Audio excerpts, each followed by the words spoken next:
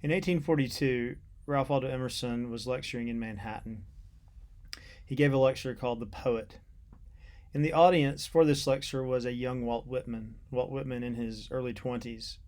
At this time, Whitman was working as a journalist, which was his primary form of employment up until the time that he published Leaves of Grass in 1855. Whitman was in the audience. Perhaps he was there to cover it as a newspaper assignment. Perhaps he was simply there. He probably read The Poet soon thereafter when Emerson published the essay in 1844. This is a literary coincidence that feels cinematic. It feels simply too good to be true that Whitman could hear Emerson read the following paragraph and basically use that as a script for the poetic career that he would develop some years later in 1855. After Emerson goes through long discussion of how the poet liberates our thought through his tropes, about how the poet uses nature as a symbol for his thoughts, about how, in fact, the poet is able to take the meanest object of everyday life and in turning it into a symbol, making this object powerful, sublime. After a long discussion of this idea, he says, "I look in vain for the poet whom I describe. We have yet had no genius in America, with tyrannous eye, which knew the value of our incomparable materials, and saw in the barbarism and materialism of the times another carnival of the same gods whose picture he so much admires in Homer, then in the Middle Age, then in Calvinism. Banks and tariffs, the newspaper and caucus, Methodism and Unitarianism are flat and dull to dull people, but rest on the same foundations of wonder as the town of Troy and the temple of Delphos, and are as swiftly passing away. Our log rolling, our stumps and their politics, our boasts and our repudiations, the wrath of rogues, the pusillanimity of honest men, the northern trade, the southern planting, the western clearing, Oregon and Texas are yet unsung. Yet America is a poem in our eyes. Its ample geography dazzles the imagination, and it will not wait long for meters." Whitman was particularly suited to be this poet of sprawling America, this poet of heterogeneous America, this poet of America as unbounded space and possibility. Whitman was qualified to be this poet partially because of his background. Emerson, remember, grew up in the cradle of American thought. He grew up Boston, Concord, went to Harvard for his undergrad, went to Harvard Divinity School. He was really the recipient of the best that America could offer in terms of education and professional opportunity. Whitman, however, was born in 1819 to a working class family, a working class and fiercely democratic family, a very large family. He was one of 8 children, some of whom did not turn out very well, some of whom ended up turning to alcoholism and whose lives did not go so well. In other words, he was born into a kind of rough and tumble life in New York, and he went to school in Brooklyn until he was 11, and then he had to start working. And basically from 11 up until 1842, what did he do? He spent time working as a school teacher. He spent time working as a carpenter. But mostly he spent his time working with newspapers. He learned the trade of making newspapers from the bottom up. He learned how to set type. He learned how to print the ink. He learned how to report. He learned how to write essays. Ultimately, he learned how to edit. Whitman's education was journalism, and not country journalism, it was urban journalism. During this time, from 11 up until his early 20s, he lived all over the place in the wider New York area. He lived in Manhattan, he lived in Brooklyn, he lived in Long Island.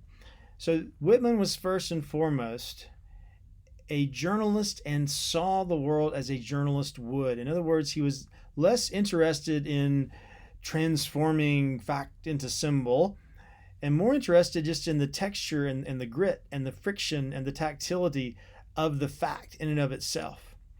So we see Whitman as a poet steeped in journalism, living in a city, we see Whitman becoming the first powerful urban poet. Whitman takes Emerson's transcendentalism, nature is a symbol of spirit, to the city. The meanest, grossest, dirtiest urban phenomenon can also symbolize spirit. Um,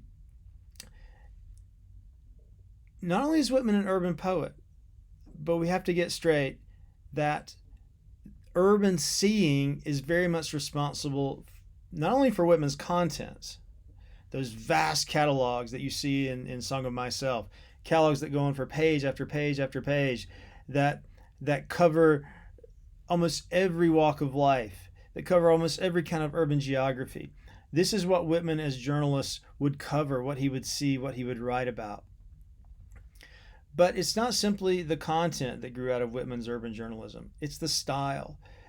Often the newspapers of Whitman's time would be set in columns that were very long.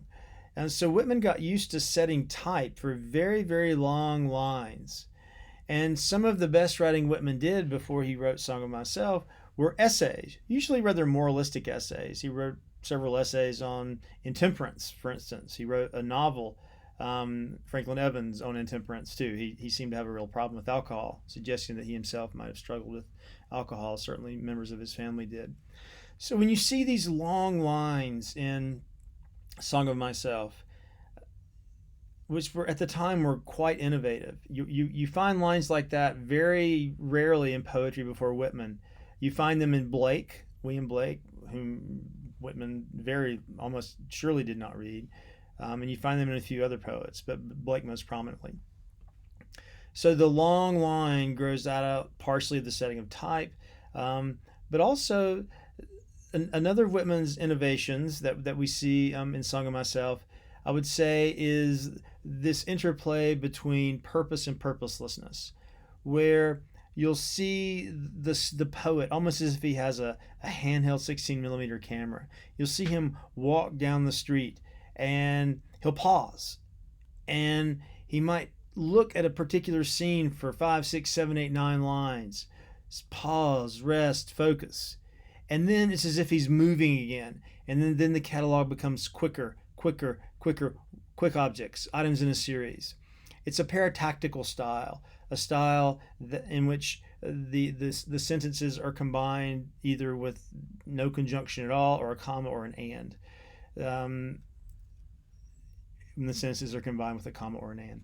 So the paratactical style gives a sense of the onwardness of life, the etc. of life, the etc. of life. Not so much if this happens, then that will happen more, that happened, and that happened, and that happened, and that happened, and that happened, which is actually how time feels.